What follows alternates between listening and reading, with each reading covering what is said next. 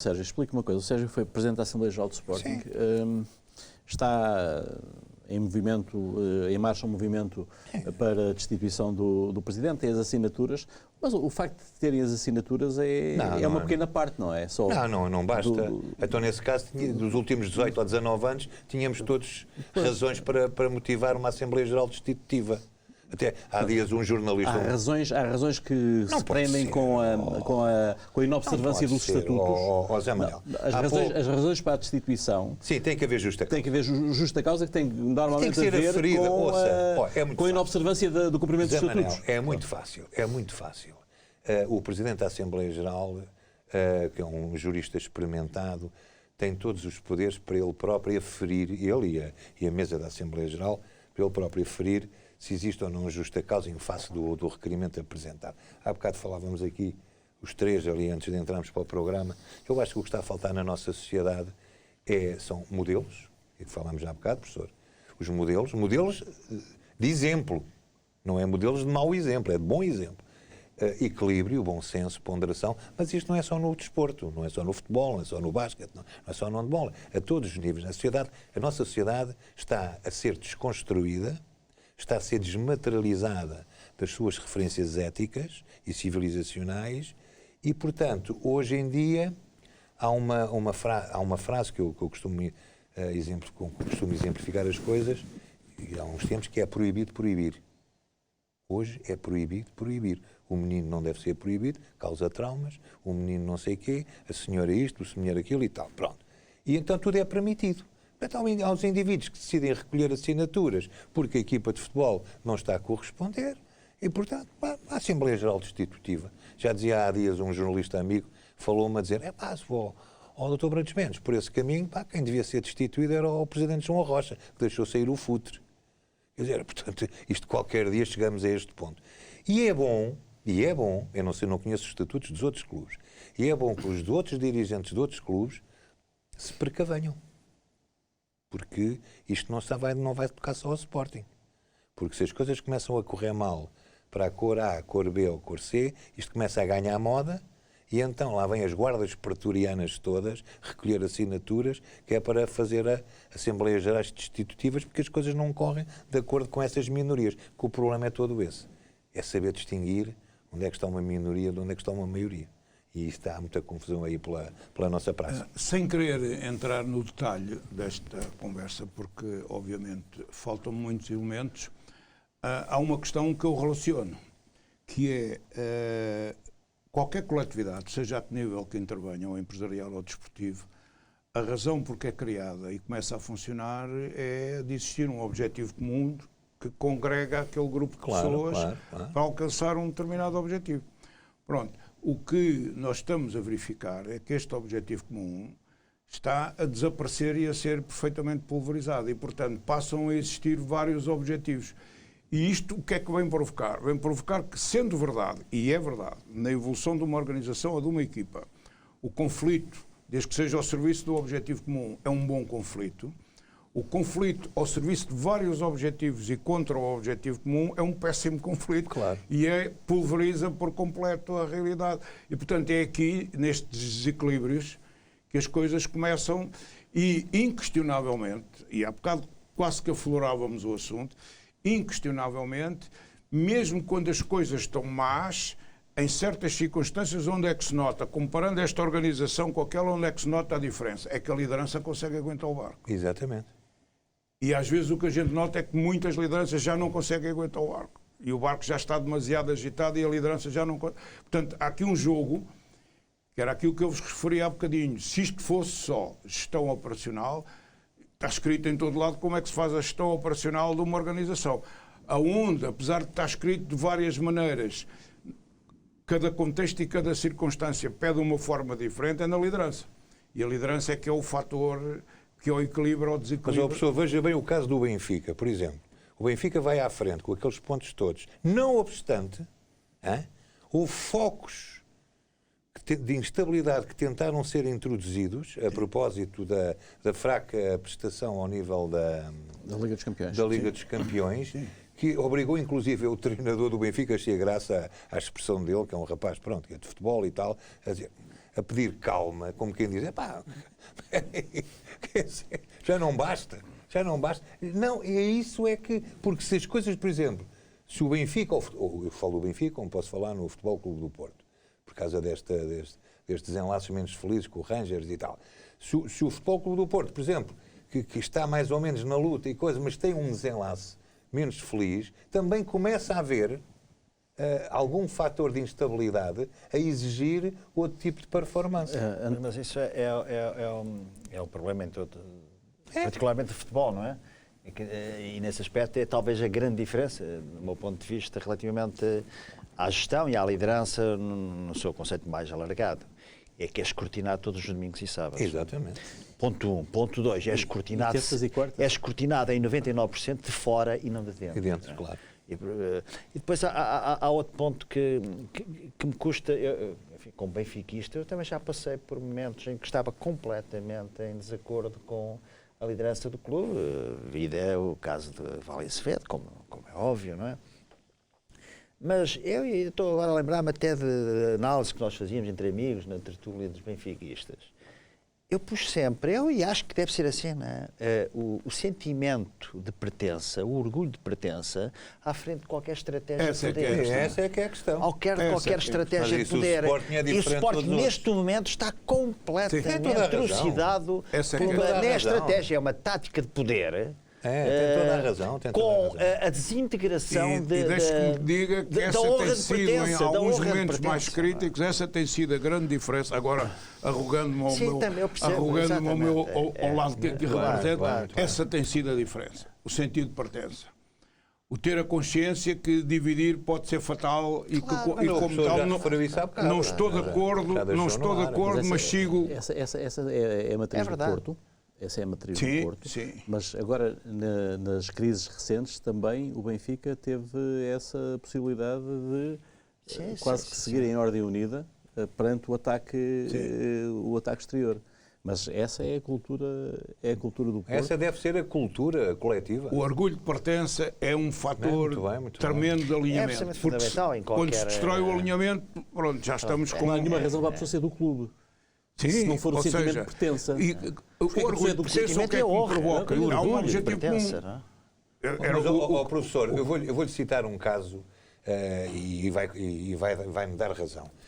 Nós temos um país onde isso era, obviamente, um dado adquirido.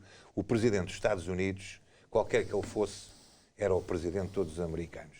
E toda a gente defendia o presidente como grande instituição que era. Hoje em dia é interessante...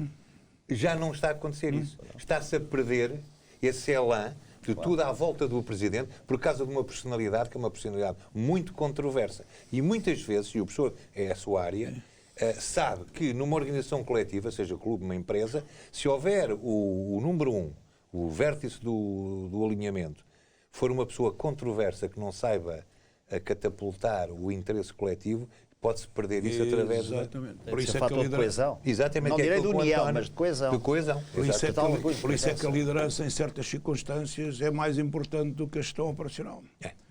Porque, no meio das paixões, só a liderança é que vai reequilibrar aquilo, porque, de outra maneira, vai ser muito mais... De um ponto... O que nós temos que nos lembrar é, nestas atividades que envolvem grandes emoções, a gestão racionaliza, a liderança emociona, inspira e mobiliza. E, portanto, qual é a grande necessidade? Isto tem que se equilibrar. Claro. Mas, em certas circunstâncias, no âmbito das grandes paixões, a liderança é aqui um fator estabilizador. E se não o é, pulveriza tudo. Não, mas aquilo que o António disse, aliás, representa, no meu modesto entender, é o retrato fiel do Sporting desde há muitos anos. Desde há muitos anos, não é de agora. É desde há muitos anos. E em crescente. E em crescente, exatamente. Sempre houve vários clãs. Houve. Não, mas, Zé Manel, eu tenho uma teoria. Eu, quando me candidatei em 2006, e dei muitas vezes... Mas menos exponenciados. Mas, António, eu não tem importância. Eu dei conselhos a vários presidentes porque muita gente do Sporting gosta de ser ouvida, mas não quer ser poder. É diferente. Ou melhor, quer ter o poder de ser ouvida. Quer ter o poder de ser ouvido. Não, mas gosta, até pelo seu passado. E acho que de dentro do poder, do poder eleito legitimamente, deve haver, tem que se saber ler, tem que se conhecer bem o clube, no sentido de saber, em momentos certos, chamar pessoas para as ouvir e perguntar-lhes, no sentido de dizer, olha, ajude-me lá, eu gostava de ouvir a sua opinião, você com a sua experiência, gostava de ouvir a sua opinião acerca deste assunto. O que é que... Deixa-me só introduzir na política, um grande pessoa, o Edgar Faure, Sim. Dizia que a política é sobretudo a gestão dos déficits de consideração. É um bocadinho aqui. Não, é um bocadinho, é um bocadinho.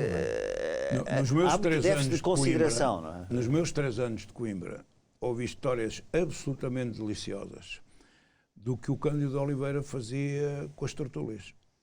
Não acredito, é um grande amigo do meu Que era ouvia toda a gente, depois fazia aquilo que ele achava que tinha que fazer, Sim, mas nunca deixou de ouvir toda a gente. Mas E isto faz toda a diferença. É importante. Esta história da preocupação com os outros, de ouvir, faz toda a diferença. Aliás, é a nossa grande principal, não grande, mas a principal dificuldade que se tem, e porque algumas lideranças fracassam, não é? É que não são capazes de escutar, de ouvir. Mas porquê? Por autismo ou por falta de confiança neles próprios? Por falta de confiança deles próprios, por entenderem que a liderança é uma forma... diga? Solitária. Não é solitária, não. É uma forma... Quer dizer, de outra maneira, que o poder, o excesso de poder dispensa a partilha, dispensa a partilha. Mas o professor há bocado falava... Mas o sucesso encaminha muitas vezes. Pois. E há bocado, quando estávamos a aflorar a questão Mourinho tem este ingrediente, não é? Quer dizer, que é, num determinado momento, se eu perco a capacidade de ouvir e, principalmente, não tenho quem me diga as coisas que eu preciso ouvir, porque este é o outro lado do problema, não é? Eu preciso ter pessoas que me digam aquilo que eu preciso ouvir. Mas também tem que mandar... professor, há bocado falava... Mas há um dado que eu brinco muito com esta situação em relação ao espelho, não é? Que é, há pessoas que tiram os espelhos lá de casa. Tiram os espelhos lá de casa porque não gostam daquilo que os espelhos mostram. Mas os espelhos mostram a verdade, porque é que não gostam? Não é? Quer dizer, eu recuso a verdade é o que está no espelho reflete-me a mim. E, portanto, e aqui... Espelho é que o Kant chamava o meu tribunal interior. Exatamente. E aqui reporta que, retirando a figura espelho e colocando a palavra feedback, só no feedback dos outros é que eu tenho a ideia concreta se aquilo que eu estou a fazer corresponde, de facto, ao objetivo comum e ao interesse comum que se pretende defender. Porque, na maioria das vezes, eu deixo-me isolar e estou fechado em mim num caminho que não é o mais interessante. Mas também tem a ver muito com o professor há bocado falava que era melhor treinador a primeira parte do que na segunda. E tem a ver um bocadinho com isso. Sim. Também A parte da época. Não do jogo. Exatamente. a cultura. Eu gostava, quando existia cargos de chefia, normalmente fazia com alguma periodicidade, eu lembro-me disso com muita saudade, fazia reuniões dos meus principais diretores. Eu lembro da primeira reunião que fiz no Hotel Tivoli em Sintra, passa a publicidade, quando eu perguntei, então, o que é que me têm a dizer? Eles começaram a falar das coisas que estavam a correr bem. Isto não era isso que eu queria. Eu queria que me falassem das coisas que estavam a correr menos bem. Porque as que estavam a correr bem não necessitavam de ser alteradas. Mas também há aqueles que só contam aquilo que está a correr claro, mal. Não, mas eu queria... Não apontando um remédio, mas um culpado. Pois, mas eu queria era total... Deixa-me, sério, perguntar aqui ao professor, a propósito do Futebol Clube do Porto e dos recentes problemas disciplinares que houve no clube. O Porto tomou uma posição firme, os jogadores não jogaram um jogo importante, o Porto ganhou... os jogadores foram para as seleções e agora regressam. Qual é o limite para se regressar à normalidade num caso desta natureza? O quanto possível, e aqui os fatores externos muitas vezes são desequilibradores, o quanto possível é que o critério seja um critério justo e não haja a possibilidade de, em circunstâncias diferentes, ter havido critérios diferentes relativamente à mesma coisa. Portanto, eu aqui colocava a primeira questão, que é, por vezes, as pessoas não têm a dimensão, quando definem as regras, do tipo de castigos porque, de um ponto de vista desportivo, eu sempre fui um cultor da ideia da NBA no respeito aos castigos. Aprendi com eles. E no respeito aos castigos, o castigo é duro, mas é duro financeiramente. Claro. Porque se o castigo é desportivo, a equipa está a pagar a fatura também. Claro. Portanto, este é o primeiro dado. Relativamente ao conjunto das pessoas que fazem parte da equipa, esta ideia de o critério é claro e a administração do critério é justo, lembrem-se de como nós andamos a levantar estas questões relativamente à justiça. Nem percebemos o critério, nem muitas vezes vemos como é que duas coisas que também não temos a informação toda, mas aqui a resposta em relação ao delegado é: aqui há um fator interno decisivo. Seja quem for, a consequência foi igual para todos e aconteceu o castigo. Em termos organizacionais, eu acho que estender o castigo à não entrada na equipa é um castigo à equipa. Que, como se viu no Futebol Clube do Porto, pode ser um fator mobilizador. Só se sabe a posteriori, mas pode ser um fator mobilizador. E foi neste que caso. aconteceu agora ao próprio Jorge Jesus, não é? Quer dizer, que resistiu, arriscou na ponta final, aquilo correu bem. E, portanto, este jogo é um jogo muito circunstancial, mas é um dado decisivo, critério claro, consequência sempre e justa, não importa com quem, e a partir daqui é muito mais fácil e depois grande coerência da parte da pessoa que está a liderar. Claro. Que inclusive eu tive um mestre norte-americano que, quando queria levar isto a um determinado ponto, ele era muito estrito no cumprimento das regras e, num determinado momento, ele disse-me: vou-me castigar a mim mesmo para mostrar a esta gente que aqui não há diferenças. E incorreu numa quebra da regra e castigou-se ele próprio duramente. Para dar o exemplo. E, portanto, isto é um jogo muito Mas isso é contextual. muita manipulação. Claro que é. Está bem, Não, mas é notável.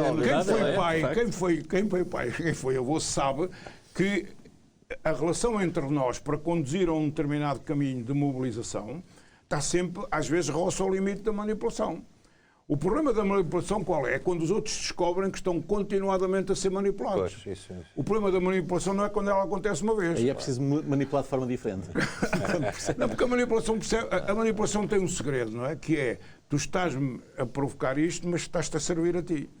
Por isso é que é muito importante que quem lidera não transmita esta ideia que se está a servir a ele, não é? Esta ideia do desprendimento é uma ideia... Parece um bocado... manipulação é um caminho, não é uma ação concreta, é um caminho. Claro. Mas Na área da comunicação, e já que estamos aqui, na área da comunicação, esta é uma questão muito importante, é que os outros estão sempre a olhar, estão sempre a ver o que eu faço, sempre. Pode ser que não me digam que não gostaram do que eu fiz, mas estão sempre a ver e estão sempre a ter uma opinião. Claro. Mesmo quando eu não digo nada às vezes, mas o fenómeno das primeiras impressões que todos nós já vivemos é um fenómeno muito humano. E, portanto, quando se juntam pessoas, é por isso que eu digo, o que é mobilizador? Os objetivos comuns. Sim. O orgulho de pertença. Que, para além da minha opinião, isto une. E é aqui que eu digo que o Norte se tem sobreposto ao Sul muitas vezes por causa disto. Sim. Não é que eu esteja de acordo, mas estamos todos. Daqui não arranca ninguém. Estamos todos. Pronto, estamos todos. E aí explica-se grande parte do discurso de José Maria Pedroto, que continua hoje... Foi o grande iniciador disto tudo, não é? É o ideólogo realmente do sem pôr em causa isso, que pode, repara, isto é muito interessante o que o José Manuel está a dizer, que pode ser manipulador, e foi. Houve ali um momento que era claramente manipulador, mas foi congregador também, em simultâneo, não é? Enquanto o pessoal não se apercebe que é manipulador, ou que está a ser manipulado... Bom, meus senhores, eu também agora aqui não posso manipular o relógio, tenho sempre esta dificuldade. Foi um prazer, professor, espero que se tenha sentido em casa, aqui nesta tribuna de honra. Nós voltamos na próxima segunda-feira. Tenham uma boa semana.